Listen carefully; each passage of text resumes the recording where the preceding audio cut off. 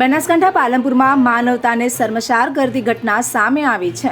3 દિવસ અગાઉ સ્ટોરેજમાં મૃતદેહને રાખ્યા બાદ તેનો નિકાલ કરવા માટે પાલિકાના સેનિટેશન શાખાના કચરાના ટ્રેક્ટરમાં મૃતદેહ લઈ જવાયો।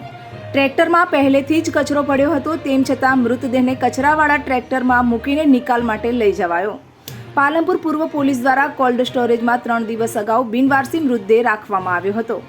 આ મૃતદેહની અંતિમ ક્રિયા કરવાની કામગીરી પાલિકાની સેનિટેશન શાખાને કરવામાં કહેવામાં આવ્યું હતું। સેનિટેશનના સ્ટાફ દ્વારા કચરાના ટ્રેક્ટરમાં મૃતદેહ મૂકી નિકાલ કરવા લઈ જવાયો, ત્યારે પાલનપુર પાલિકા દ્વારા માનવતા નેવે મૂકીને કચરાના ટ્રેક્ટરમાં મૃતદેહને અંતિમ વિધિ માટે લઈ જવાતા લોકોમાં દુઃખની લાગણી।